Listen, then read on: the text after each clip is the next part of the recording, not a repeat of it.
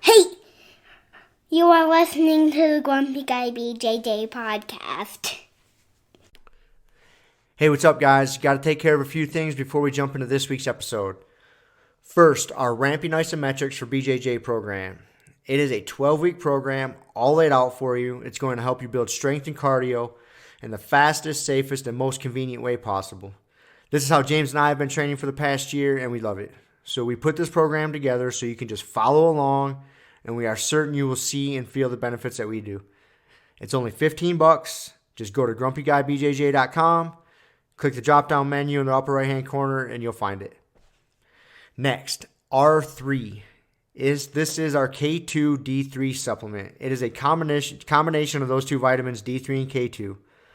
These are two vitamins that James and I have been taking for a long time that really help us recover from hard training sessions.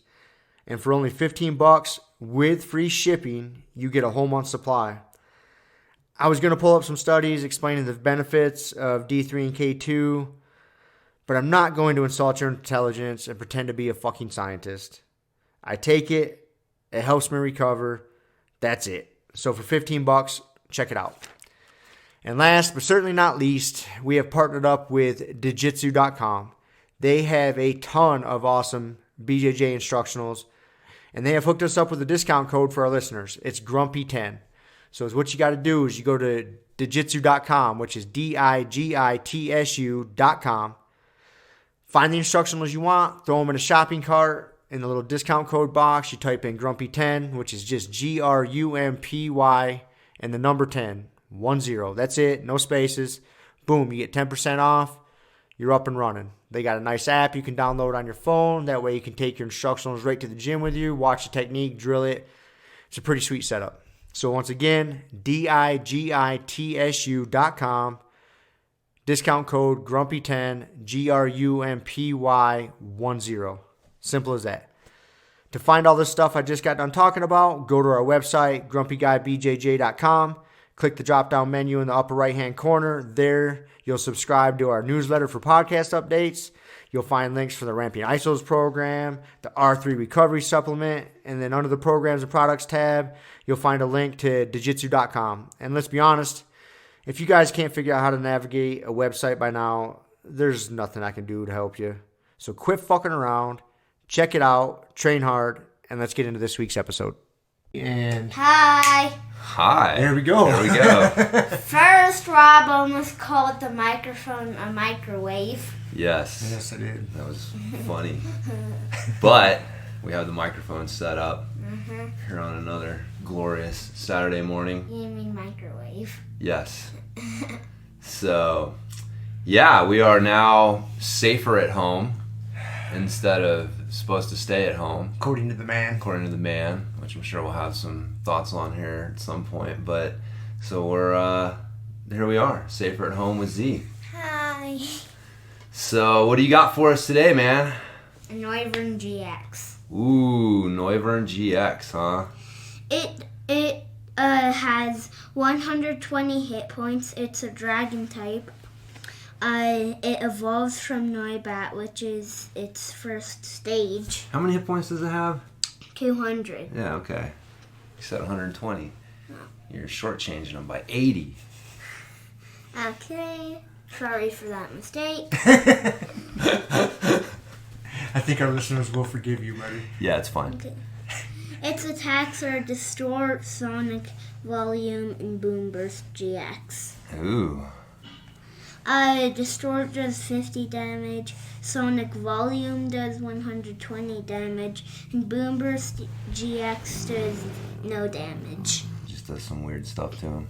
Mm-hmm. It's a crazy looking bat looking thing with like jets on its back, huh? Is that what these are? No. No, what is that? His ears? Yeah. Oh. I'm not sure what that made. Yeah, I think they just made the cool detail for his ears. That's cool. Mm-hmm. So Its weakness is fairy types, and its resistance is nothing. Nothing. All right. That's a good one. That's a good one. Well, cool, man. What else did you do this week? I played in the pool with my friend Iris, and when I got out, I was an ice cube. I was just gonna ask, was that water kind of chilly? Yeah, his lips were turning blue last night when we got him home. Yeah, I could see that. Yeah, my teeth. I was shaking at the same time my teeth were chattering. I was like. Yep, good old cold training to the extreme. It's good for the immune system. Yeah, I came across him. I went to go get him for dinner, and him and his buddy were in the pool filling it up, and they had these straws, and they had the idea that they were going to breathe underwater through these straws.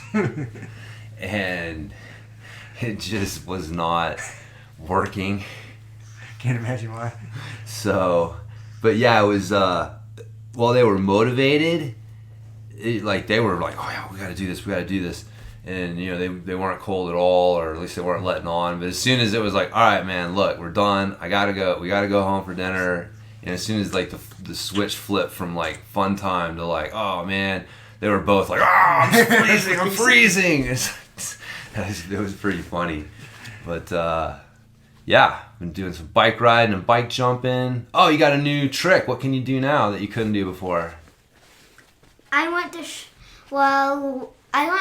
Rob. You want to show him? Surprise me? All right. Yeah. It'll be a surprise. You can just plug your ears so you can't hear. No, it's all right. We'll save it for next week. The listeners will have something to anticipate, to look forward to. Hold on. Yep. Okay. Yep. So, all right, we'll show Rob, and then we'll talk about the new skill next week. Sweet. Okay. So, how's the jumping going? Really good, actually. Is it? Because I got wider handlebars and new gear. narrower handlebars. Well, you're able to same handlebars, but he can grab closer in because he was getting like headaches and shit. Right? Yeah. Like it's like doing a bunch of like snatches versus doing like some cleans. Right? Like it's harder to get your back and your traps into it, like the wider your hands wider are. grip. It's really trap intensive. Yeah. And there's just a lot of he the handlebars that he had on his bike were too wide, so I took some old grips that I had that were longer, so he could grab further inboard. And then he had a grip shift, like the one with the twist grip. And I've never been a fan of those for like any sort of rowdy riding. And so I took that off, and then I put where did I get it? I don't know. I had a shifter from one of my old bikes, and so we got it all hooked up. But it had it's a 9-speed shifter, but he's got like a 6-speed cassette, and so I just had to set it up so he's only got like the top like 3 or 4 gears. But he doesn't need. He never uses like the easiest gear. Like he's not like climbing. Trying to climb something super steep. Yeah, he's trying to go fucking fast and hit jumps. So we're that was our modification. But now that his hands are narrower and he can grab further in, it doesn't hurt. Sweet. Amazingly enough. Yeah. So it's a good thing your dad's smart with all that kind of stuff. Yep. Yeah, I think that's about it, man. So, anything else you want to share? 2 computers broke down with me trying to do my schoolwork. Yes, we did have 2 computers fall apart. One computer didn't turn on and the other one wouldn't charge. Yeah, we had an old one, the old laptop we were letting him use for his schoolwork, and then it just stopped working. And I think it has Windows 7 on it, so that'll give you some idea of pretty old. Fucking how old it is, yeah. And then so we called the school to see if they had any more Chromebooks, because they were just like giving out Chromebooks to people, and you can't find the cheap ones online. And so they were like, "Oh yeah, we got one for you. You can come and pick it up." And so we go and get it, man. It's this like beat up piece of crap that like one of the keys sticks, and like it's and it doesn't hold a charge. And the K is just held down. Yeah. So it's like, thanks. I mean, if you have nothing, and I guess you gotta. But anyway, so yeah, that didn't work, and so now he's just using one of our computers. I'm just using Mom's computer. Yeah. Now. Just got a little bit more to get through, and we'll be done. Like 2 weeks. Yep. More. That's good. Yeah. What book are you and your dad reading right now? Don't you usually read him a book at night? Well, they just finished, Or him you and and your mom? Kiela just finished their series. What's it called? Gregor the Overlander. The first book is called Gregor the Overlander, and there's much, much, much more. Is there?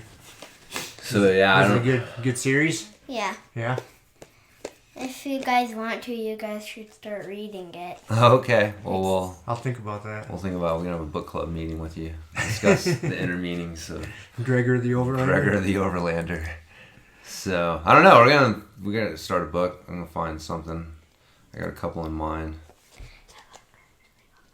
No, we're not gonna read Gregor the Overlander again. So, all right, man. Well, we're gonna start talking some jiu-jitsu and stuff. So, Appreciate the update, man. I'm trying to lean back. Thank you.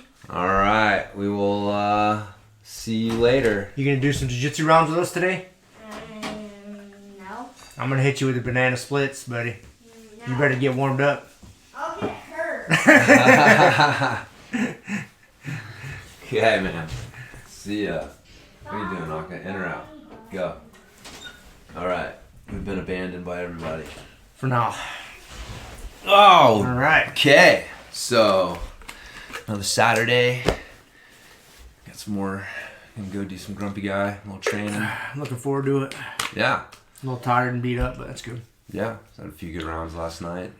So, anyways, here we are. Here we are. Day fucking whatever of the The pandemic. here. So, yeah, I actually have like some training shit, but we'll get our coronavirus rantings out of the way real quick. But so yeah, we were looking at the rules that are in place here in Mesa County because we're now under a safer home, and then Mesa County got cleared actually to start opening up sooner because like we've got like no outbreak here at all, and so the officials released their plans for it, and we were reading through it this morning. There's some fucking interesting stuff in there, like just from not even necessarily the rules, but like there was a paragraph in there where they touched on the quote unquote legality of all of this stuff. And you hadn't seen it, man. I told you, like, read that. Well, I read it, and then I just kind of, like, really, I just kind of surface read it, and I was like, okay, you know, because it's just a bunch of legal, the way they word it, Right. They don't word it to be understood super easily. Like, you got to put a little bit of thought into it. Yeah. And then and once you start thinking about it more, you're like, oh, this is not good. No. It Kind of frightening. is not kind of frightening. It is frightening. Yeah, and it's so, yeah, I can't remember who I was listening to or reading the other day. They were talking about the subject in particular on why governments choose to make everything like so convoluted when they write up these laws.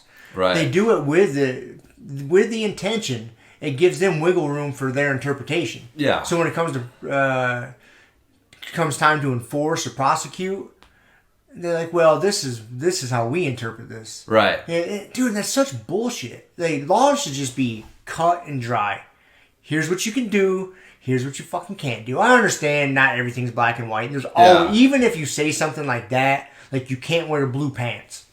Right? What's blue? Yeah, what's blue? Right? I get it. You know what I mean? There's always room for interpretation because we're humans and we're pain in the ass. That's where we have the judges. That's where we have the third branch of government is like, okay, no, this is how a reasonable person would interpret this shit. Right. So, you know, you guys knock it off. Whoever's trying to push it or whatever, knock it off.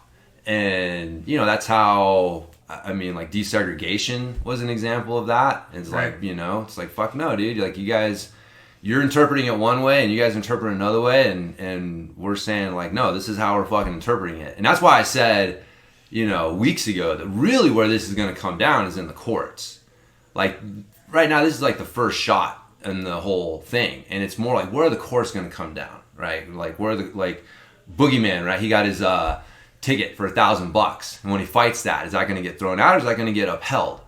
And that's where the real battleground is, because that's going to set the precedent for what happens going forward with this shit. But right now we're in this like the gray zone, like you said, like they're saying this, but you read the rules and you're like, well, you know, maybe you can interpret it this way. And that's why it's like, you know, you're going to do what you're going to do, and then we're going to end up in front of a judge. A bunch of people are going to end up in front of a judge. And what was it, Tanner Rice who opened? Tanner Rice who opened his school out in California. His school. So he might end up in front of a judge, you know, fighting whatever. But that's kind of where we find ourselves. And like you said, like that's why we're at this point, because these things are a little ambiguous. And so the man can interpret it this way and say this is what we're doing. And until you get the judge to fucking rule on it, we're just in this like weird weird limbo. Like what is legal? Like what can we do? But yeah, man, dude, that fucking order, I have it pulled up here. Like, I'm not gonna read the whole damn thing, but you're gonna read that one paragraph we were talking about? Yeah, just like touching on it real quick. It's a scary paragraph. What the fuck is it? Legal authority. So they list like these statutes that themselves we looked at and are kind of like, it's like, is this really what this means? Mm-hmm. Right? Because this is their interpretation of what these statutes mean. They have these statutes, they list them and say, this is what makes this legal. And so their interpretation is that under this authority, the Mesa County Public Health Director, who's an unelected fucking public official, right, has the duty to investigate and control the causes of epidemic or communicable diseases, to establish, maintain, and enforce isolation and quarantine, to exercise physical control over the property and over persons of the people within Mesa County, and to prohibit the gatherings of people to protect the public health. All as the public health director may find necessary for the protection of the public health. And yeah, that's pretty much like what it says. And again, like you read it at first and you don't, it's like, okay, you can glance over that, but once you start thinking about it to what that really says, yeah, or at least like what that interpretation says, because then we looked up one of the rules, and one of the rules says under quarantine. They left that out. Like they left out that like the law, like you have to label something as being quarantined for them to be able to exert physical control over it. You know, we looked up the actual statute, and that's what it says. They left out part of that fucking rule in their interpretation, because it very clearly says that this is in the case of quarantine, that he has this power to quarantine, and in the case of quarantine to have physical control to do these things. Like, we're not under quarantine. I will argue this though, kind of on the same way you can argue all this shit. Are we under a degree of quarantine? Yeah, right? But you'd have to put the label on it. See, and this is where like you have to label it quarantine for that law to go into effect. But technically, that's what I'm saying. Are we under? We may be under that label. Is a safer at home a type of degree of quarantine? No, because they're very careful. They don't want to use that word. They've been very careful and specific to not use that word quarantine, because it carries a different weight. Right. You can't just quarantine the entire fucking nation, right? Like if you're going to quarantine means to isolate. Like that's one of the problems. Like if they would have quarantined fucking people, like the people at risk, instead of just putting this or like quarantining people in like in New York City or areas that have like large dense or like a high dense population density. There you go. Yes. Yes. Right? If we would have put some like quarantines into place in some specific areas instead of this blanket stay at home that's not a quarantine, right? And like they were very fucking specific about that. And I remember like the mayor of New York, old Cuomo, like started to lose his shit when Trump suggested that they might put a quarantine on New York. And it's like, no, you can't, you're not fucking quarantining us. And so, like, it's a serious thing to put that label of quarantine on. And so we're not under quarantine. And so like that rule doesn't apply. Like they fucking left it out. But either way, like what that law says or what their interpretation of it says is that if some unelected public official, the health director, decides that we're in fucking danger, the Constitution just basically goes out the window. No, he has physical control over your property. Dude, that is king-like powers. Yeah. That's old school king-like powers. The only thing that he's missing there is like the fucking right of first night, whatever. Like he gets to sleep with the bride on the first night, right? Like that's about the only thing missing from that. The difference between that and like what kings could do. Mm-hmm. Exercise physical control over you and your property. Prohibit the gatherings of people. Like, holy shit. And, of course, everyone's like, well, you know, in the case of whatever, like, oh, it's for the safety, man. And it's like, but, like, you know, fuck, dude, that can be used against you. Right? Like, you were talking about that one thing. Like, you know, would you... give up a certain law, or like, you know, like how is it phrased? Yeah, I forget exactly how it was phrased, but this is a pretty famous thing, and this is way back, old days, like 1900s. They were talking about, would you forgo the law to go after the devil? Yeah. And the guy was like, yes, of course I would. He's like, would you really? Because when that devil stops running and turns around and comes back at you, you're going to want that law in place. Yeah. Yeah, right. Yeah, that's the premise of it. Right. Because, yes.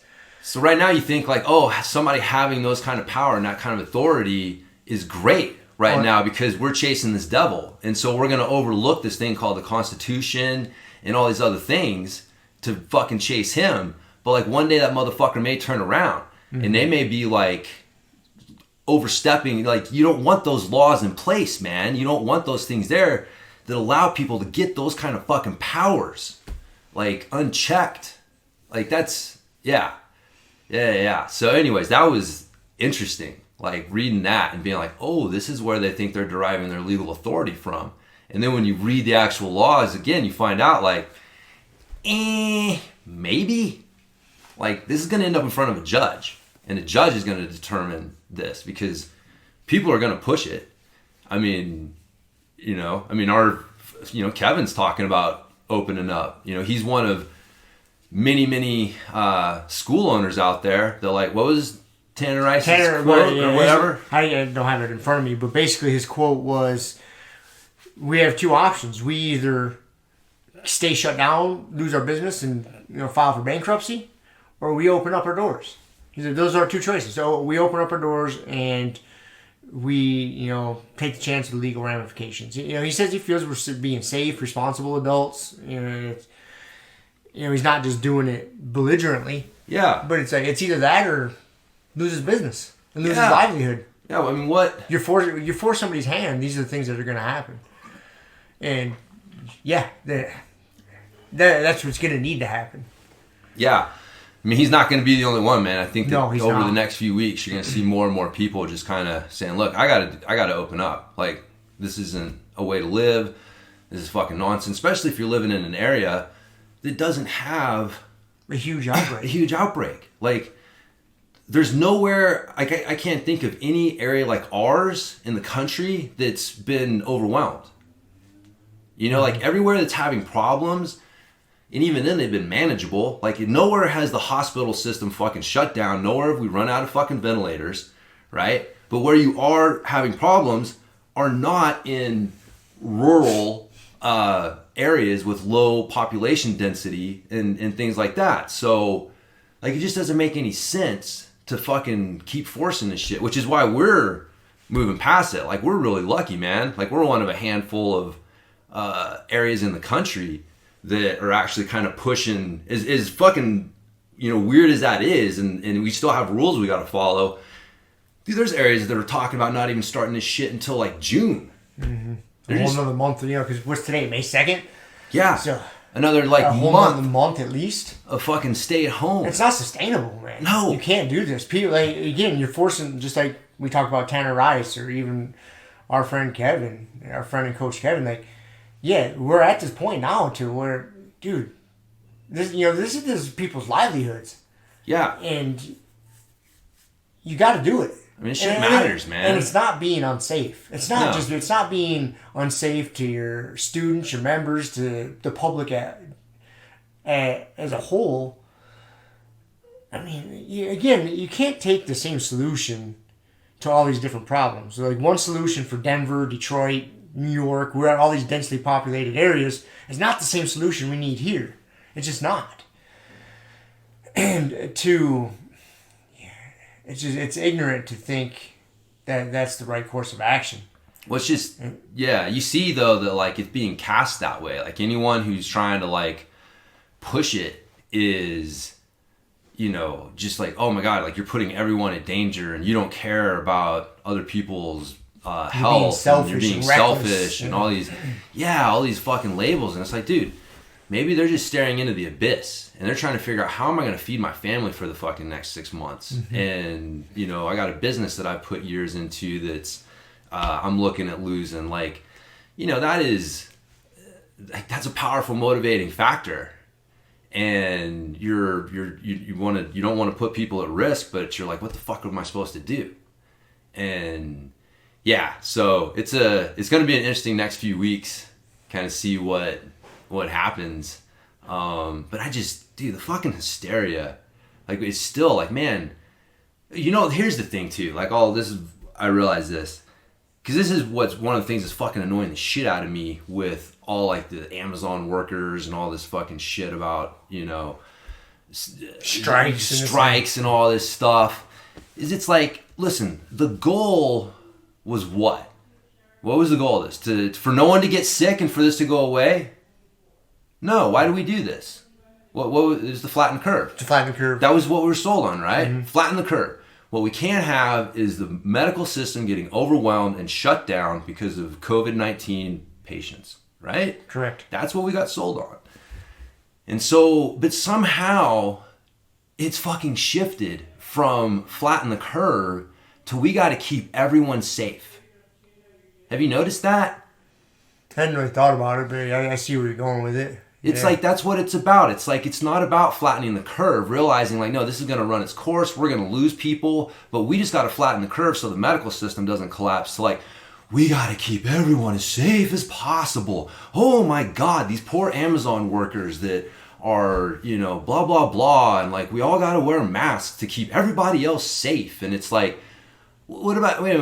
We flattened the curve, man. We accomplished our task. We accomplished the task. But they just moved the goalposts. Yes, they've changed the fucking thing. Mm-hmm. And now it's like, no, we got to keep everybody safe. And this is why we're doing stuff, to keep everybody safe. It's like, man, no, they changed the fucking, it was interesting how they did it, right? The original argument of flatten the curve slowly morphed into, we got to keep everybody safe. And those are not the same things. Mm. Like, trying to keep everyone safe is impossible. That's an impossible task that's going to bankrupt everyone. So we got to get back to like this flatten the curve. And we've done that. Or in some places, the curve never fucking appeared. Well, it was under the guise of like shoring up our defenses. Like, we see this enemy advancing. We need to shore up our defenses. We need to build moats and walls and get everybody ready. Because he's going to kick ass. He's killing people. He's killing people. We just got to slow down the fucking progression so it doesn't overwhelm us. Right, and we've accomplished that. We shored up our defenses. We're prepared. Yep. That's it. Now we are prepared if this enemy makes another advance at us. But let's get back to life and running. But now they just shifted it. Okay, we shored up our defenses, but that's not enough. Now we need to really nerf the world and protect everybody. Yeah. At what cost? Yes. And that's where like the power thing, right? People that have been given power to flatten the curve, how do you keep it once the curve's been flattened? Well, you give this almost impossible goal of keep everyone safe. We got to keep everyone safe. And it's like, well, what does that mean? Like, that's the other thing too, like that smacks like, you get these that's one of the hallmarks of these liberal fucking crybabies is they don't have specific things they want to see, right? They're like, I want to end police brutality. We all do. What does that mean? Mm-hmm. Right? Like that's a fucking typical. That was one of those things with Colin Kaepernick that I never liked about him, is he never had specific things. It had nothing to do with like kneeling. It's like, dude, if you were an intelligent, well-spoken person who who had like specific things that you were trying to accomplish and you could articulate those things, I would have been 100% behind that dude, right? But the reason I didn't like that guy is because I was like, oh, this guy's just a fucking other liberal, dumbass who's just looking for attention. Like when you come out and you're just talking about, I want to end police brutality, and so I'm going to kneel at the fucking national anthem. It's like, you're ignorant, motherfucker. Mm-hmm. You're ignorant. And you're using this platform and stuff to get popularity, and that's not cool, right? Like that's what I didn't like about that motherfucker. But what was the fucking point of calling Kaepernick? Where did that guy come from? I don't know. Yeah. Just having like vague demands, mm-hmm. right? Or like demands that aren't really, like, oh, we want to improve worker safety at Amazon. Okay, what does that mean specifically, exactly? Mm-hmm. Right? And we got to be able to find something that's sustainable, not shutting down for 2 weeks every time someone comes down with it. Like, what the fuck can we do? But that's the problem too with like how the response to the coronavirus is like, what is the goalpost? What we all want to save people. We all want to flatten the curve. What's the specific goal that we are looking for? That we know we've accomplished our task and we can start moving forward. What is that? Have you ever heard it? Mm. Like people won't fucking give it to you. They won't give it to you because they don't want to accomplish it. Right. So they can say, all right, we accomplished this. Yes. No. Yes. So that you can hold them accountable. Either like, hey, okay, now you can say like, okay, how are we moving towards that goal? Right? We're not just doing shit. We have a specific goal, and how are we moving towards that goal? So now I can hold you accountable for both how you're doing it. And then once we achieve it, I can say, okay, we've achieved it. Like, what do we do from here? Like, there should, how do we move past this now?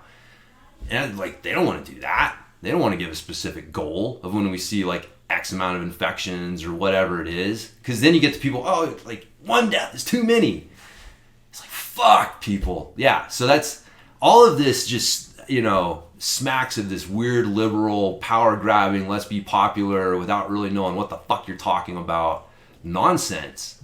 And so yeah, and then you got your gun-toting crazy motherfuckers in Michigan. Did you see that shit? What happened now? Well, I saw the protest. They had a protest. I saw the protest. They got some pictures. A few dudes showed up with their fucking guns. Oh, it's yeah. an open carry state. Yeah, it's open carry, yeah. Yeah, so they had the rifles and shit, and it was but yeah, it's exercising their rights to gather and bear arms. That's right. So yeah, it's funny. Michigan's not taking kindly to old Governor What's-Her-Face's orders and stuff. Is that like a situation kind of like here in Colorado where you have like, here we've got Denver, that's by far got the most, like if you take all the people in Colorado, there's a huge percentage of them in Denver, mm-hmm. right? And Denver's a very liberal enclave. Mm-hmm. You get outside of Denver and it's not so liberal. No, you get into a lot of conservative areas. You get a lot of conservative areas. Right, but so you end up though with Democratic governors and mm-hmm. Democratic, people representing the state because you have this disproportionate majority in this super liberal area that doesn't necessarily represent the entire state. And is that like kind of something like is going on in Michigan? Yeah, so it seems like this, Detroit, it's she definitely seems like one of these liberal I kind of think that model shakes itself out in a lot of states in this country. But yeah Michigan is, there's a lot of backwoods hillbillies in Michigan. You have your densely populated. You got your Detroit, your Flint, Saginaw, Lansing, where the capital is, and that's where Michigan State University is. Yeah. I think that's where the first protest went down. Was at the Capitol. Was in Lansing. Ann Arbor, that's kind of the Detroit area. You got these city populations to where it is a little more liberal. But yeah, as soon as you get outside of that, it's a lot of gun-toting hillbillies. It's similar as out here. It really is. And so yeah, they don't take kindly to that shit because it's not good for anybody. No, man, nobody likes to be told what to do. Oh. But yeah, it's just been an interesting thing. And then last night we're watching The Simpsons. And it's the episode where they took Bart and Lisa away and put them in the Flanders house as a foster home. You remember that one? I do not like the specifics. Yeah, but it was another one where it was like really scary when you realize the power that the fucking government has, and they can come and just take your fucking kids. Mm-hmm. Come and take your kids, man. They determine that it's fucking in their best interest to not be here. They can come and take them. Mm-hmm. That is scary shit. Again, like the premise, it was this funny. The Simpsons. It was funny. Like Bart had caught lice from a monkey that like Milhouse's family had bought like a wicker or rattan like jar looking thing and inside they'd found this monkey and Bart was playing with it and got lice, and so they had to burn his clothes and shave his head, and so they're like who lets people get lice these days, and that's like how he got it, right? Gotcha. And so, but he ends up in a fucking potato sack, like wearing a potato sack, looking all disheveled. And dude, what happened to Lisa? Oh, the kids like stole her shoes and threw them up in a tree and were making fun of her. And she was walking inside because the principal called her to get checked for head lice. And like then someone hit her in the head with a ball. And she ended up biting her tongue, and her hair's all disheveled, and she's got no shoes on, and her feet are all dirty. So she comes walking in, and she's like, "I need some shoes," or something. And they're like, "Oh my God, what's going on here?" And anyways, like they go and they check, and Grandpa's watching Maggie, and that's not going well. And they're all like, "Oh my God, it's a terrible household." Like they just caught, obviously things are misrepresenting the situation, but at the end of it, they're like, well, this is not a safe house. And they just fucking took the kids and then drove next door and dropped them off at Flanders' house. That was one where Flanders went to baptize him, and Homer came flying in to save him. Took the baptism himself. But anyways, but yeah, I was watching that last night, and then reading that shit this morning or it was yesterday when I read that paragraph. I'm just like, dude, what the fuck, man? Like, we have such an illusion of freedom. Mm-hmm. It is such an illusion. It's non-existent. It doesn't really exist. Like, the government can basically do whatever the fuck they want, whenever the fuck they want, and as long as they put it under the guise of for your own good. For your own good. The health and safety of the public. Yeah. Or someone of whatever, right? Or whatever. Yeah. They can...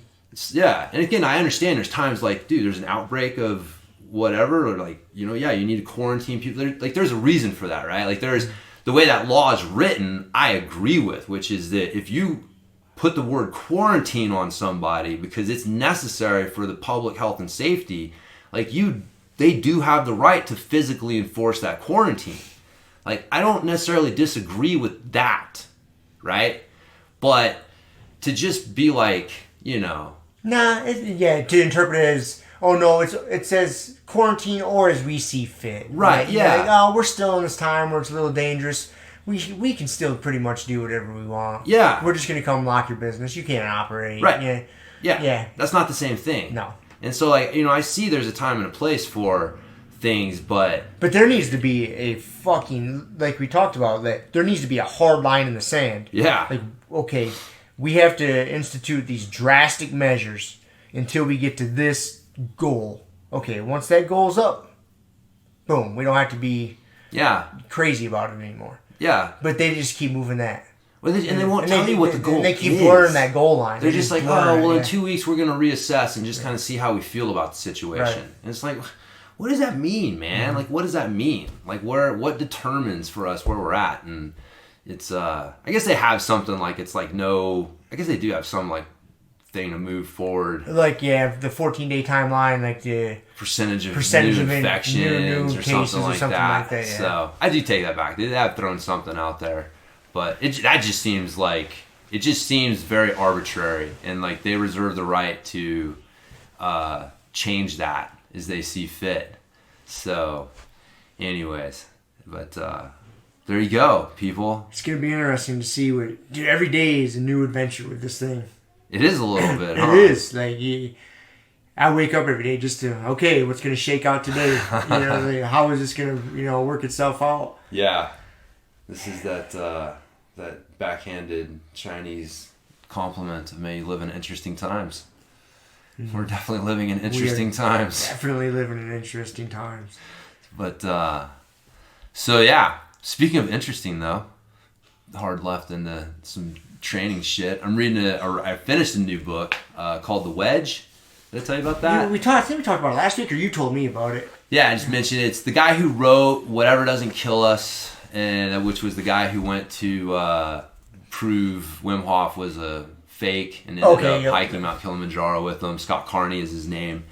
And so the idea is that Wim, the wedge is as he uses it, which is interesting because wedges in jiu-jitsu are like super important. So like it makes a lot of sense.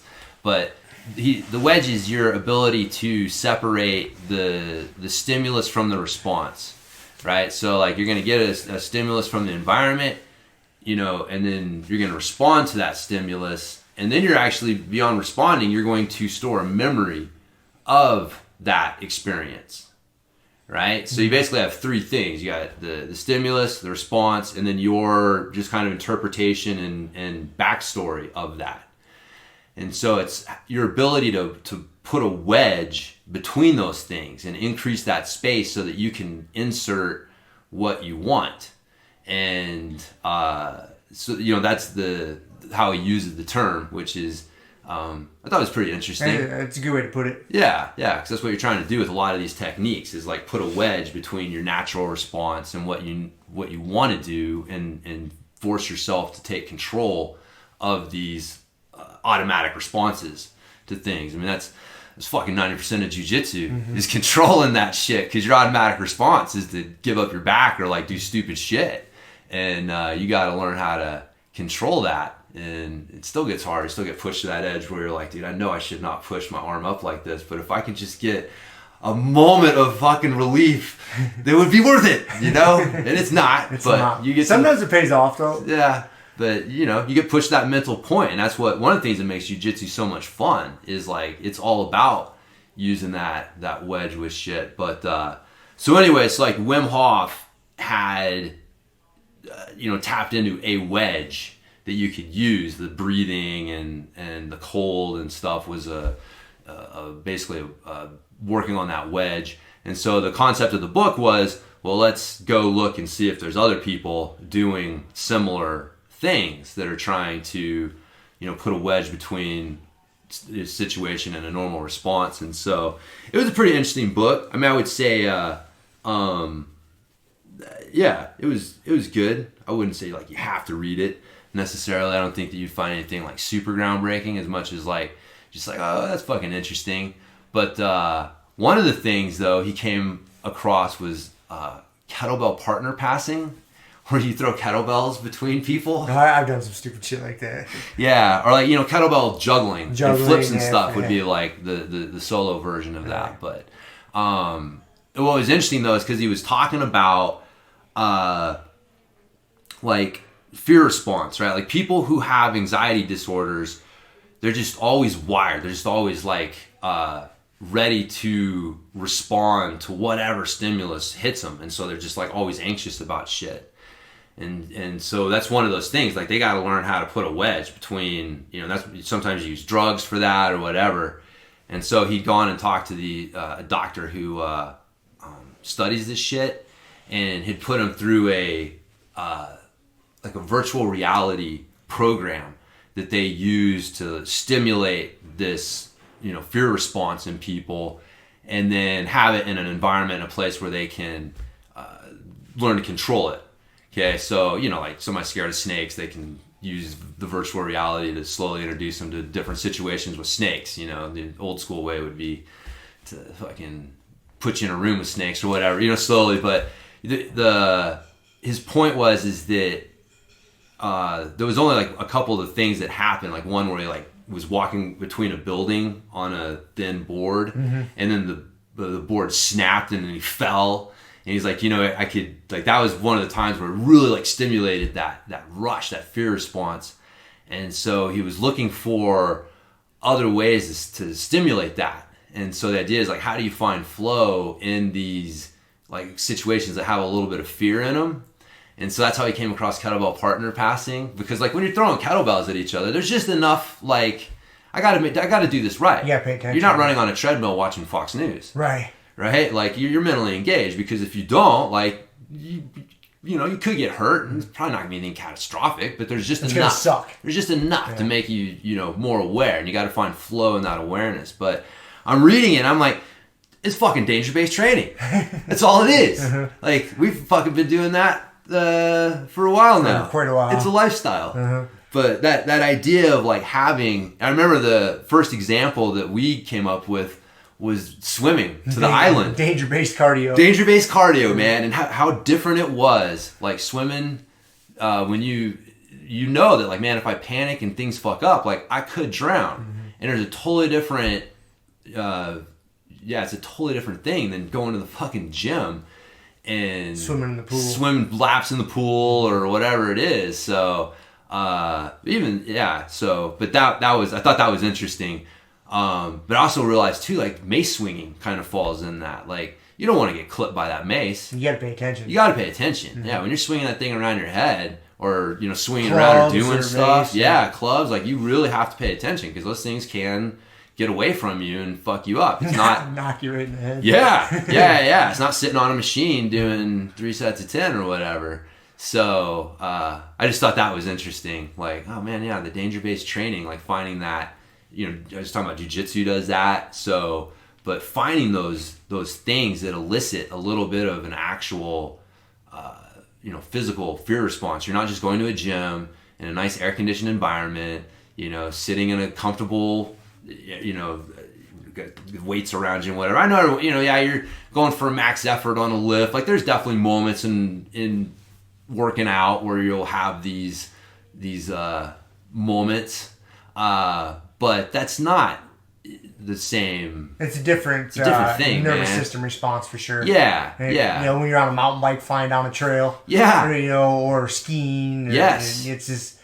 Like, where the threat of real physical danger or harm is there, it changes the flavor of it and makes it more real. Up and you got to be tuned in. Yes. And that's really what you want to do, right? Like, you're trying to figure out, how do I apply these things in situations where, I can focus despite this. Like, that's one of the things, one of the reasons jiu-jitsu translates over to so many other things in life is like, man, once you learn to control your fear response, control your breathing and your heart rate, when you got some fucking gorilla on your back trying to choke you out, it's like that line in Fight Club, right? Like, when you fight, the volume on everything else gets turned way down. That's basically all it's saying.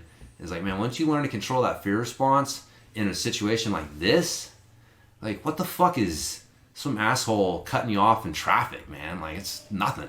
It's like, you still get upset about that shit, but it makes it easier. It makes it way easier. And I see it all the time, almost on a daily basis at work. So there's a couple guys I'm thinking of in particular. They get so, like, worked up and fired up about whether they make a delivery or if they get a certain tractor or certain equipment. Like, they get so worked up about so many things, and I'm just like, oh, I was like, you don't have any sort of activity in your life. You don't have any real struggle. You don't have any real struggle to where you're placing a bunch of importance on this. It's like you are just getting all flustered. I'll see it. I drive a tractor trailer for a living, and there's sometimes where you got to back up in areas that are sketchy. You're like going around a corner, and you're trying not to hit people's cars and buildings, but still, like, it's very low risk. I mean, you might bump into something and damage something, which isn't going to be good. You're going to have to talk to somebody about. But all in all, it's not stressful. No. But dude, I'll see guys that have to, like, we'll have certain customers to where back in there's a real pain in the ass, and it going there.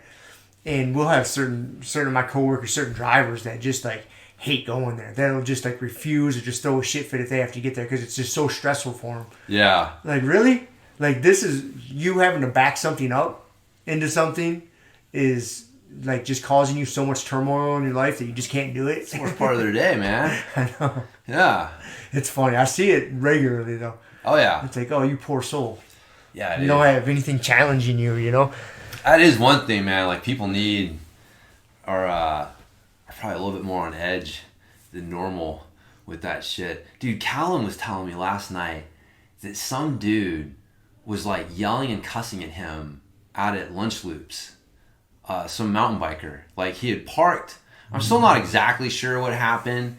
He said he parked somewhere. I think he was waiting for one of his buddies to come down to the bottom of the lunch loops, and he was picking him up. And he parked somewhere that he wasn't supposed to be. It was like, he said he didn't realize it or whatever. But yeah, I guess like some dude comes flying up and then like dusts his car and wrote fag on it. And by the way, like Callum is 6'2", 225 pounds. I'll say the word purple belt. It's more of an age thing. Like, the guy's fucking skilled. He's good. Super skilled. What is he, 18? Yeah. Yeah. Like, you wouldn't just talk shit to this dude normally, much less, like, being a fucking killer on the mat.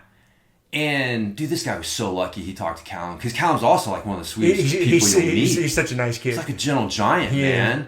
Yeah. And so, yeah, like, I guess, Callum was like, dude, what's the problem? What's the problem? And he's like, find somewhere else to park next time. And like started yelling at him about it. And he's like, okay, man, okay. It's cool. And then his buddy came up and, I don't know, somehow got involved. And then, called the guy a dick. And the guy, like, fucking started freaking out. Saying, I'm going to kill you. And, like, screaming and freaking out. And I'm just like, he was asking, like, have you ever had people yell at you? Mountain bikers yell at you? And I'm like, oh yeah, there's a bunch of fucking cocks, dude. Like, you've never met a bigger group of dickheads than cyclists in general. I had to explain it to him. He didn't get it, right? Like, 'cause he's such a nice kid. He just doesn't understand, like, why would you act like this towards another person? Especially someone who can, like, obviously fucking kill you, just hand you your ass. And, I was like, no, man, it's, I had to explain the whole, like, no, they got their little ego bubble, they never have to, like, they're never challenged, right? Like, we have to slap hands. Like, you can say whatever you want, but eventually the mat, it's all going to come out on the mat. Like, you don't have anything like that in mountain biking. Like, people can think they're a great rider, but they never, no one really sees them ride, and they don't have to see other people ride, and there's always an excuse, have some technology that was the reason, and the trail and all this fucking stupid shit. No one's ever like has to challenge that ego bubble that you form. And he was like, oh yeah, I can see that. I never thought about that. And I'm like, yeah, man, it's a fucking problem. And I was like, I've gotten into some altercations with people over stupid shit, but I was just laughing. I was like, dude, this guy was crazy. Like, why would he talk shit to you? And yeah, but he was lucky, man. Like, the Callum does jujitsu. Yeah, he's lucky he's not a hot-headed 18-year-old. Yeah.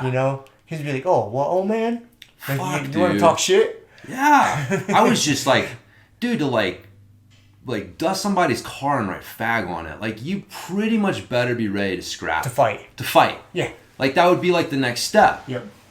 Is like, okay, we got to fight now. Like, you just, and it's like, why would you do that? And, obviously just expecting this societal norm of people avoiding violence to save you.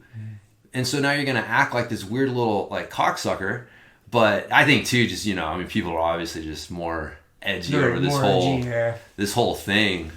But they're more edgy, and people just aren't afraid of taking an ass whoop. Or they aren't afraid to get their ass whooped because they know in this day and age, like, it's... Well, they've never had their ass whooped, is what it is, dude. That's probably what if you've ever had your ass whooped, you don't want to get your ass whooped. Uh-huh. Yeah. You realize how bad it can go. Yes. Like, that's the thing with jiu-jitsu, right? Like, no matter how good you are, someone's going to kick your ass. Mm-hmm. Like, someone is going to show you, like, no, man, like, this is, like, I'm going to fucking make you feel like it's day one. Like, it can't happen. And so, you don't want an ass kicking. And so you just... along with all the other things that jiu-jitsu does for you, that's just one of the things that makes you just less aggressive and less likely to just go and, like, start shit with random people. Mm-hmm. You just don't have anything to prove. You've worked that aggression out. You also know, like, I don't know. And again, like, I don't know who that dude he was talking to was, right? Like, that guy could have been some fucking visiting black belt MMA fighter from the Front Range. Right. Like, you don't know. Mm-hmm. We're making all sorts of assumptions just because your average bike rider is not that guy. But there are those dudes. And so, again, it was, like, smart for Callum to not, engage or escalate. Yes, exactly, man. You never know. So, but yeah, I think that's why people aren't afraid of taking an ass whooping, because they haven't taken one. Yeah. I know I wasn't, you know? Because you don't realize how bad it hurts. Yes. Yes, man. Like I said, I think everybody, you need to get punched in the face once to realize it doesn't hurt as bad as you think it will. And everybody needs to wrestle so that you realize that this is the fucking hardest thing I've ever done, and things can go really wrong. You know what I mean? Like, that's the funny thing. Like, people are afraid of getting hit. I mean, would you agree? Like, if you're going to say to someone, like, you know, hey, you're going to get in a fight, like, what are you most worried about? Most times getting punched. Punched in the face or something like that. That's not the worst thing, man. No, man. You don't realize how, if you've never grappled in any fashion, you don't realize how deep water you can get into how quickly. Oh. You get somebody that's slightly skilled and they get a hold of you. And they have anything resembling a gas tank or something. You are in trouble. Yeah. If you don't have any answers for the problems they're giving you. Yeah. And it's frightening. Yes. It's really like, oh my God. It's just like when you're a kid and your uncle, your older brother that's 10 years older than you is just holding you down. You know what I mean? Yeah. Yes. Yeah. Oh no, I know. Yeah, that's the funny thing, man. I don't know. I've thought about that for a while. It's like people are afraid of the wrong thing. Mm-hmm. It's not getting punched in the face. Like, that's not that bad. Like, it can be. It can be. But odds are, like, your fucking adrenaline is going to kick in, and you're not going to feel it that much. Unless they catch you just right and knock you the fuck out. Right, exactly. But most of the time, it's not going to hurt that bad, and or just getting punched. Period. You know, they got to catch you just right to take you down. Like, mm-hmm. But yeah, somebody gets their fucking hands on you, somebody who's bigger than you or knows what the fuck they're doing gets hands on you, and yeah, that's where things get fucking frightening. Mm-hmm. I mean, there's still moments where, like, you know, Randy will go into Hulk mode, or, you know, Kevin will be in a particularly sour mood or something like that, and they just start coming fucking hard, and I just realized, like, you know, any illusion that I had of equality in this exchange was merely an illusion. Merely an illusion. Dude, I'll admit, man, like, when I'm wrestling with Callum, he's a great training partner. He's really safe. He's mindful. He knows he's 60, 70 pounds heavier than I am. Yeah. He's been training since he was like five, six. Yeah. But, like, when he comes at you a little bit, like, yes, because he can move like a fucking cat. Yeah. You know, he's 220 pounds, but he moves like he's 130 pounds. Like, it's disorienting. It's wired into his system in a weird way. Like, he grew up doing this. Right. You know, so he moved like this when he was smaller. So now he still moves like that. Yeah. And, dude, like, he'll be passing your guard. He just kind of shucks my legs, and I go spinning around like a top. Like, dude, it's frightening. Yeah. I know he's not going to hurt me, you know, ever intentionally. But, dude, it's like, geez, like, this is a lot of human being coming at me. Right. Quickly. And there's not a whole lot I can do to stop it. No. And you really, it goes into self-preservation mode. You just suck your limbs in so you don't, like, post on your arm. Yeah. And he falls on it and, you know, breaks your fucking wrist or something. Like, again, he wouldn't mean to. Yeah. But that's a lot of mass and momentum. And he doesn't do it reckless, but still, dude, it's scary. Yeah. It's like, Jesus fucking Christ. I have to protect. Like, where's my neck? Where's my arms? Like, okay, I'm protected. Yeah, because there's nothing else you can do. There's nothing else you can do. Yeah. It's like, whew, he's just, okay. Yeah, big, fast, and skilled. And it's like, okay, well, I'm just going to suck everything in and try to catch an ankle or something.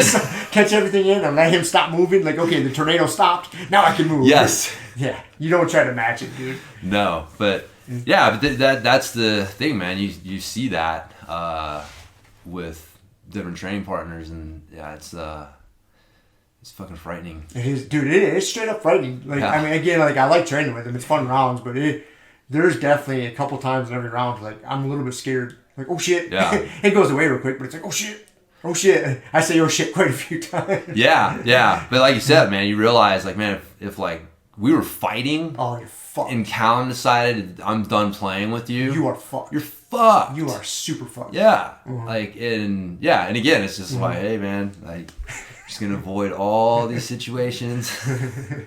Except on the mat.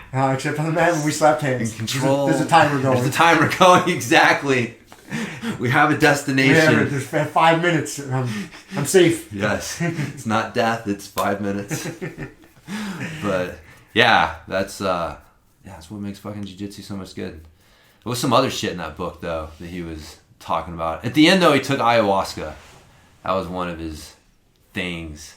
He was using, like, ayahuasca to try to create a wedge between consciousness and the universe and stuff like that. So, yeah. I don't know, man. Would you have any like desire to do that? I've eaten mushrooms and acid allegedly quite a few times in my life. Yeah, no, I mean like ayahuasca though. Yeah, if I didn't have to go to the fucking jungle to do it, you know, if it was more readily accessible, I would do it. I don't have any desire to book a trip to goddamn Costa Rica to some shaman. Yeah, he went to South America, somewhere in Peru or something like that. Yeah, it's. I got some mushrooms in my fridge at home. I could go I could leave here, go home, and go deep, dude. You know what I mean? Yeah. Like I could experience quite a bit without having to spend thousands of dollars and spend a week in the Amazon. You know what I mean? Like it's intriguing, but it's not. That's like the fucking cool new thing. Yeah. Well, yeah. Is So, yeah, it's funny. I'm always automatically a little wary of what everybody's fucking in on. But, I don't know. It sounds interesting, but I don't know. I'm like you. I'm not running out there trying to book a trip anywhere. No, I mean, obviously I've never done ayahuasca. But you head up to the mountains here in Colorado and take a good, healthy dose of mushrooms. I'm going to speculate you can experience kind of some of the same shit. You know what I mean? Like, you can get in touch with the universe, Mother Nature, whatever it is the fucking... Like, you go up camping by yourself, and dude, you're out in the middle of the woods with nothing around. And you're to take a healthy dose of mushrooms. Yeah. Shit's going to get weird on you. It's going to get scary, man. Yeah. It is, so yeah. I've done that. Yeah, I remember doing that. There's a spot on the Appalachian Trail near where I lived in Pennsylvania. We'd go hike out there and eat mushrooms. Mm-hmm. That was where I first had my first insight, because I was fucking tripping out, and there was this rock wall, and I don't know, it's probably 20 feet high, but I'm like, I can climb that. I'm gonna climb that. All right, go. And I get about 3/4 of the way up, and I start to realize that this is high. Like, if I fucking fall, like, this is high enough for this to not go well. And I can see the edge there, and, like, you know, I can get there, but I had to, you know, tamp down that fucking fear response. And I got to the top, and I remember realizing, like, dude, it's weird. Like, you only feel, like, you feel most alive, like, when you're closest to death. Mm-hmm.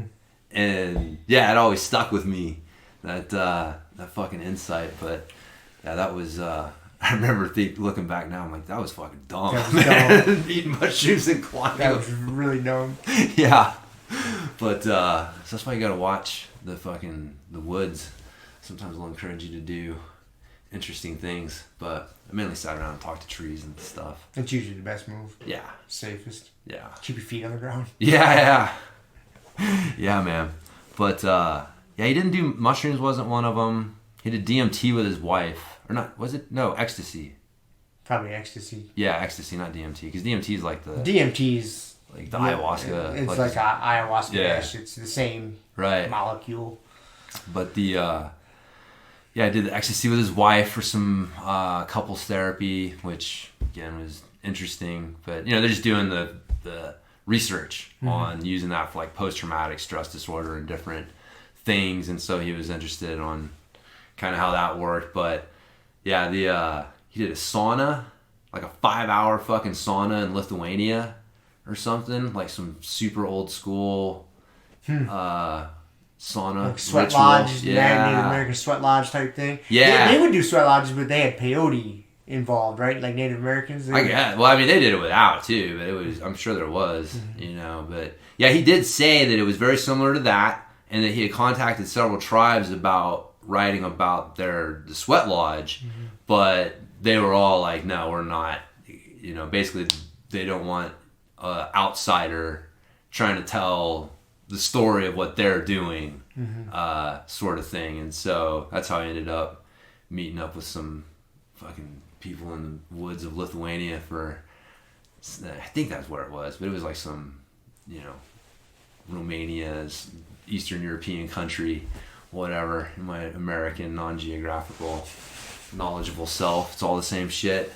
Dude, I couldn't even tell you like where like Maine or you know what I mean, like that little cluster of states up in the Northeast. Al, I'd have a hard time picking out the right ones. Yeah. You showed me a map of the United States, and I had to label all the states. I'm not getting 100%. No, I'm not getting 100%. Uh-huh. No, I'd be shocked if I got like over 60, 70%. Yeah, I'm pretty sure I can get half of them. But anyway. We should try it. Yeah, we should. We should. After this, we really should.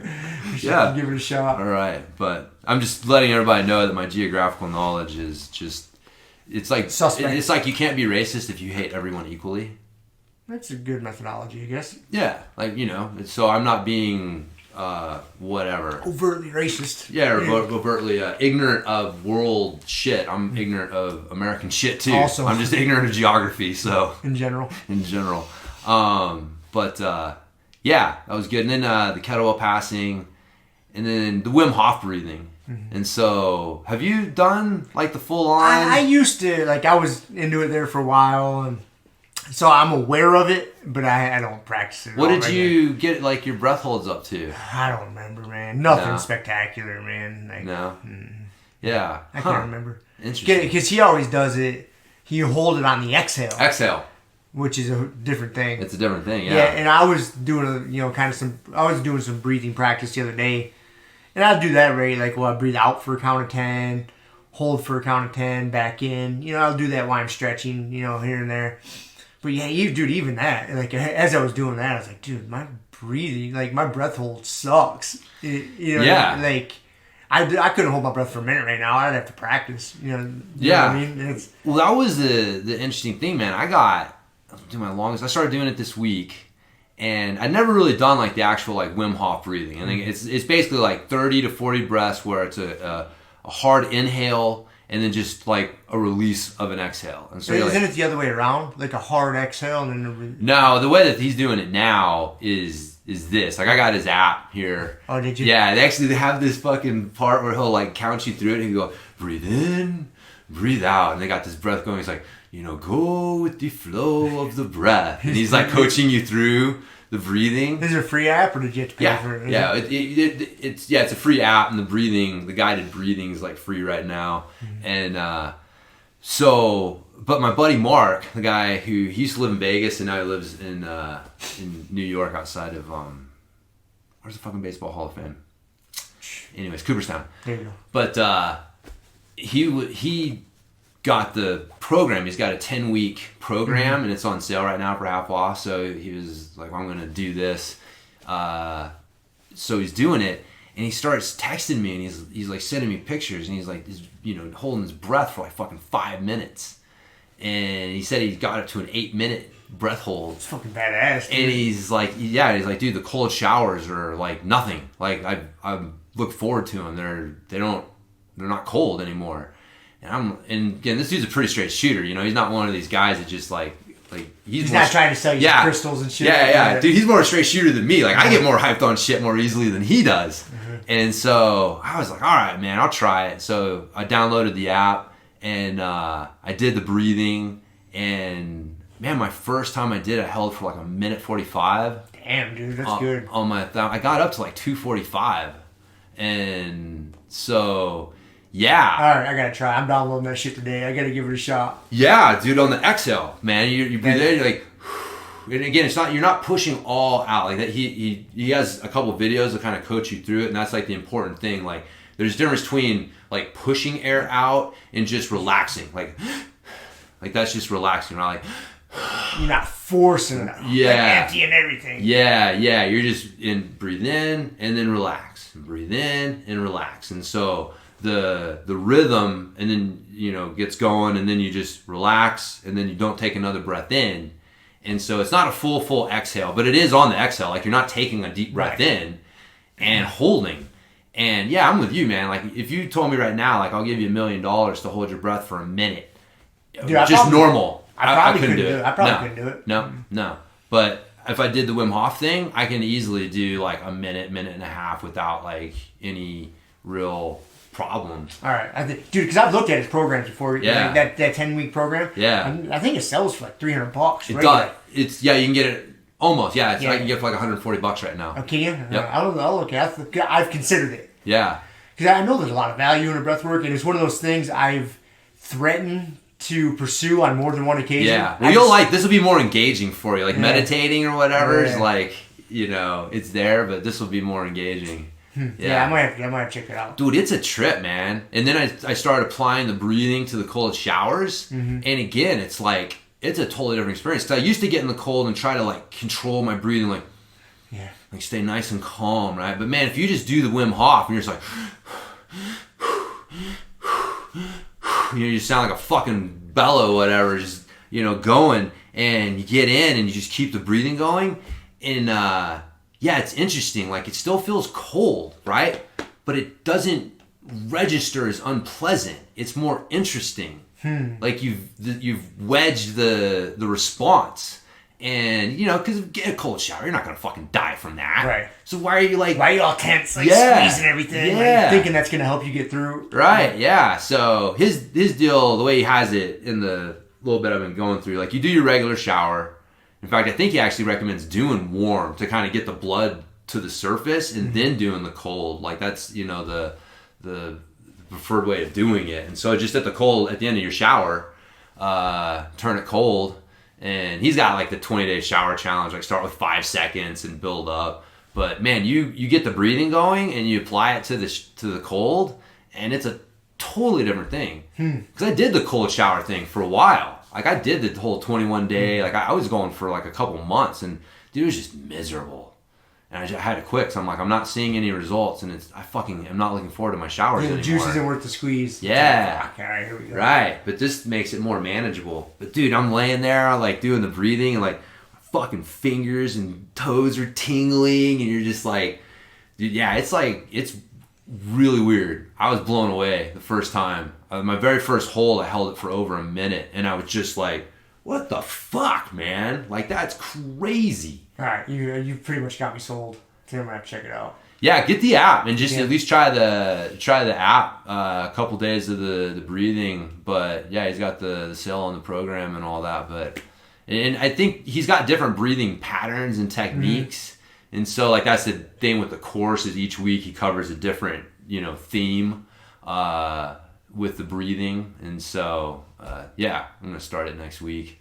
Me and Kayla are gonna do it together. I got her trying it, but yeah. All right. Well, that was my fucking training related thing. The book and then the Wim Hof breathing. It's got me interested. Yeah. It got me interested, and then I was pretty impressed. So it's if you guys are checking, it's free app. Check it out. The guided bubble breathing. It's funny, man. The way, like I said, you got an old Wim coaching you through it. You're listening to him talk, so funny. Yeah. He's like, if you're feeling tingling in your toes or your fingers, or you feel your body temperature changing, it's okay. He's crazy. He's like, I would love to meet him in person. Like he just seems infectious. Like he's just got this personality and this energy about him, Like It's he's a personality for sure. I'd like to. Now I'm definitely interested. I would like to go do a Wim Hof breathing seminar or workshop or whatever. And one he's running would be even better. But I'll be interested. So next week you'll have a few insights into. I'll give it a shot. Yeah. Under your belt. So I know I mentioned it to Randy last night, and he's all into that shit. He does the Wim Hof breathing. Does he? Yeah. So he uses a lot like when he's getting into the cold lakes and rivers and stuff, using it to just not be cold. So I was having to use it yesterday playing with Z. We had the sprinkler going, cold ass fucking water, and he's like, do this and run around. He's like, getting all like run around the sprinkler 8 times and then jump over it 4 times. And I'm like, all right, here we go. And I'm just like using the breathing to like. But, it works. You're not sitting there freezing. So, creating that wedge, man. That's, it's an important thing. Stimulus and response. Yeah. And then just to, like, use, a lot of, like, we've talked a lot about before, like, how you frame things. Like, that's kind of that third part of it that you can use is, like, was this good or bad? And so, even like, just make the way that they explained it is like you have an experience and you tie like an emotional symbol, like, with that experience. So when you go back and you think about that experience, or you go to have that experience again, and your brain goes through its file index and pulls a card, like, oh yeah, I've had this experience before. It's not just the experience itself, but also the emotion that you've attached to that experience that comes with it. And so if you don't purposefully, make sure that the emotion creates some sort of wedge where that, and that's where like the drugs and a lot of the, dealing with like past trauma or whatever is like people, it dulls that response, so you don't have to deal with it. Yeah, it gives you a chance to create a wedge somehow between that. So like you've got this irrational response, emotional response to a situation, right? And you don't even realize it. It's like, man, why do I always get, so upset when X happens? It doesn't make any sense. Or why do I get so nervous? Like, like public speaking, right? Like people get scared of public speaking. Like, well, why? Like what, have you ever been almost died doing it? You know what I mean? It's like, so that emotional response that people have, like they pull that card and it's like, man, I was terrified the last time that I went up to speak. So speaking is terrifying. And so creating that wedge between that, and that's like I said, like that's where they're talking about like the drugs, even like, because PTSD is basically, there's no wedge between the stimulus and the response, like how you're interpreting something. You hear a car backfire and someone who's suffering from PTSD hears a gunshot going off and like, everything starts going crazy because they don't have that wedge. Like their body pulls the experience, their brain pulls the experience of a loud bang. Well, what's the emotion that I also associate with a loud bang? Oh, fucking, roadside bomb and my buddy's getting blown up. Mm-hmm.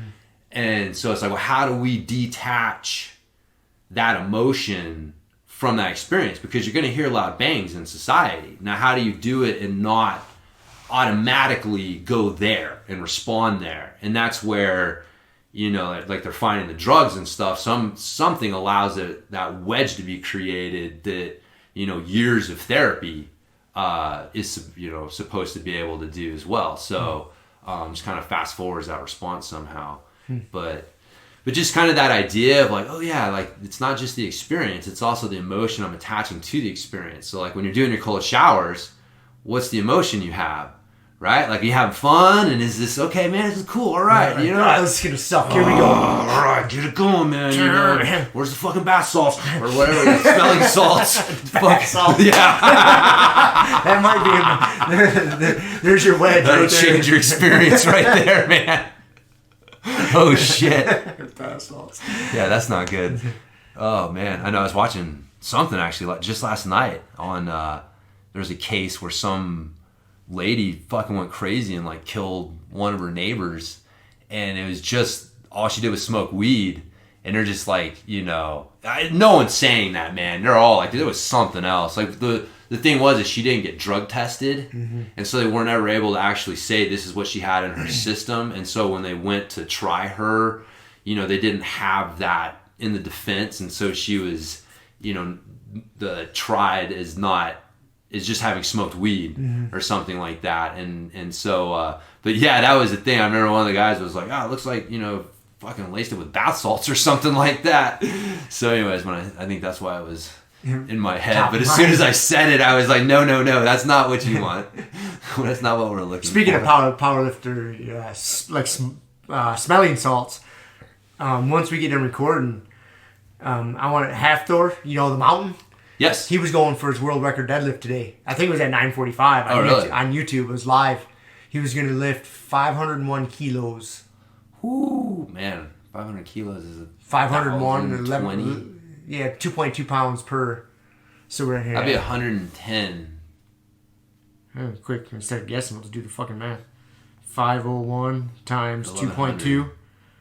1,102.2 pounds. Yeah. He was going for it today. So I'm excited once we hit stop. I'm gonna get on YouTube and see if he did it. Man, that's crazy. It's fucking I got that I got the ebook, but that Deadlift Dynamite with Pavel and I forget the guy's name, but he was one of the. I mean, there's just a handful of people on the fucking planet that can deadlift a half a ton. Mm-hmm.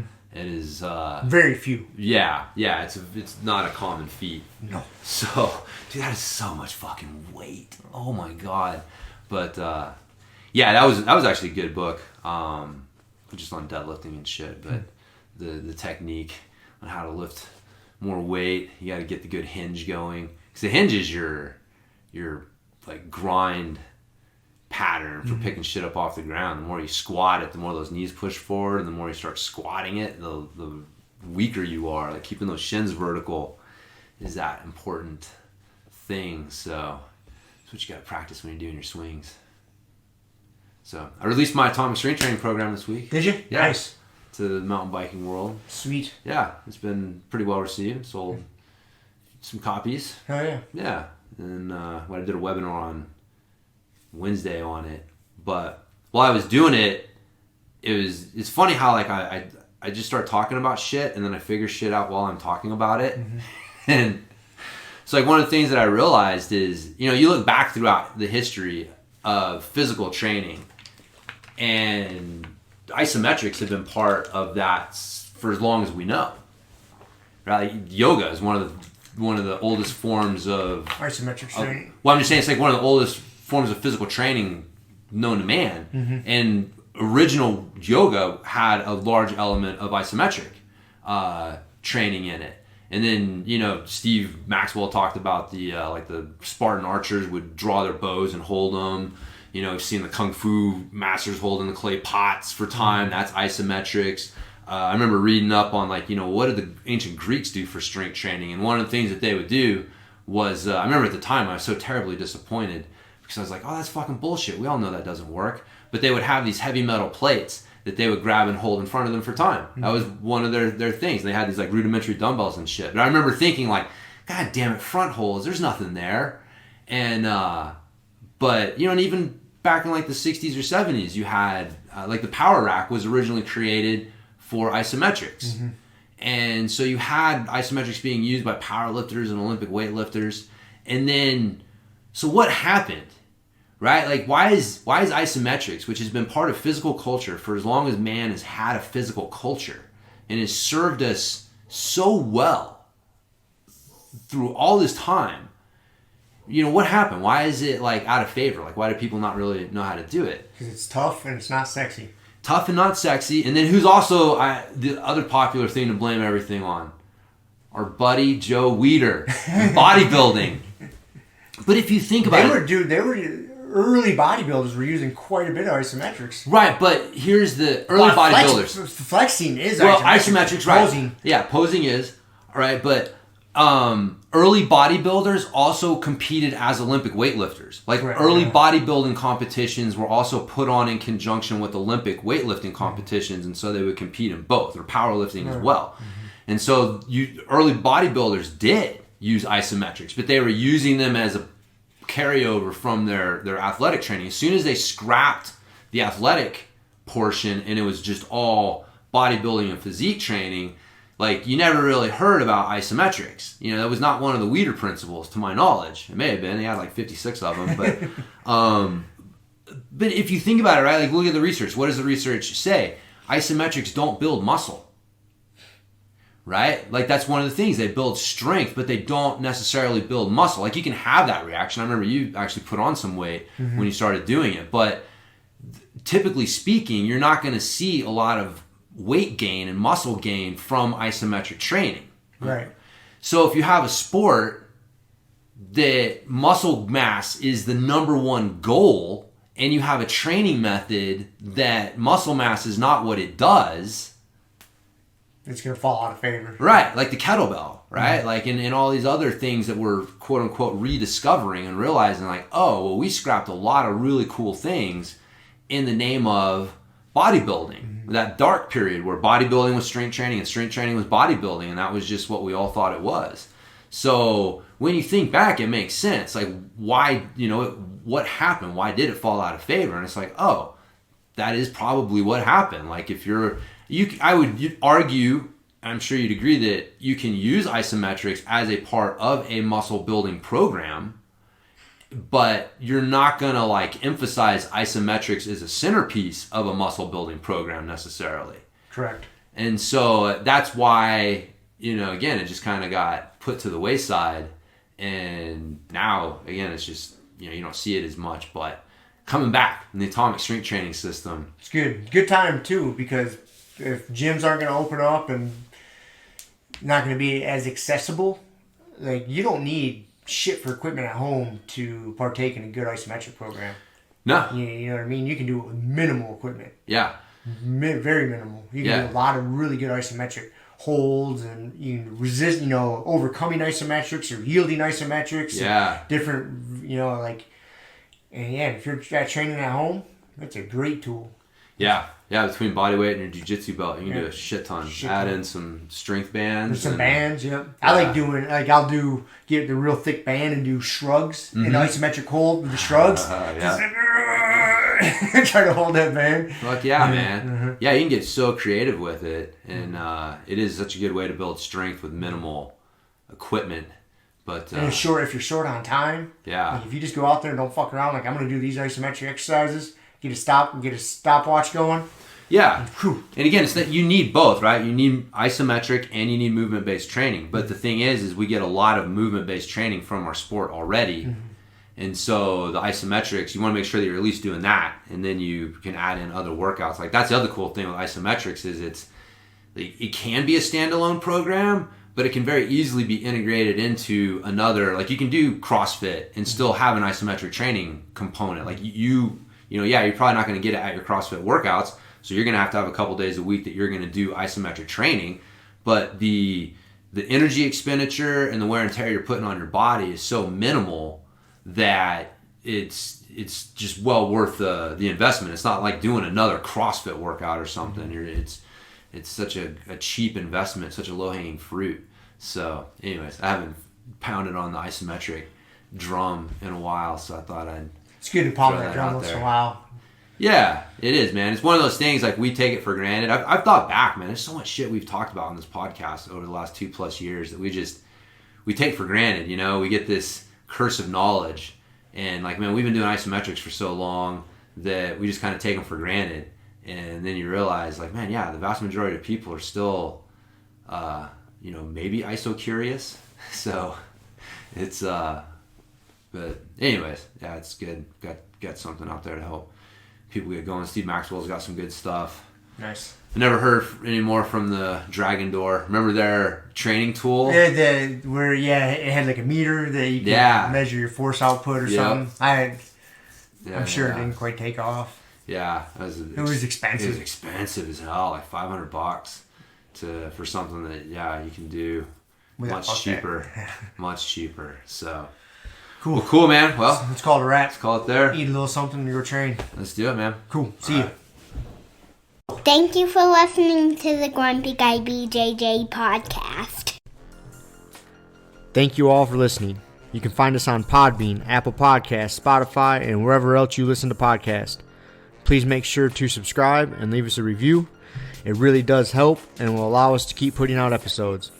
If you have any questions, comments, or ideas, hit us up at grumpyguybjj@gmail.com. Also, go to our website, grumpyguybjj.com, and get signed up for podcast updates and get our free BJJ Improvement Starter Kit. That's it for now, so get on the mat, train hard, and talk to you all next week. Down clown with a permanent rep, a hermit now, boom. Doggy stool, foggy, cool, got a froggy, outside Molly dude. Melvin, Colin, Daisy Duke, hanging by the lace of their shoes. No trace of the tools, shaped in your face, fuck the rules. Snooze, you lose, one eye always open, at times two, no clue. But soon a brief monsoon might give you a view to choose. Stay tuned, include, won't conclude. To the end is near, beware there's consequences for what you do. To me, a demon, a devil of many levels. I keep on beating for several of them rebels. Me, myself, and I. Me, myself, and I.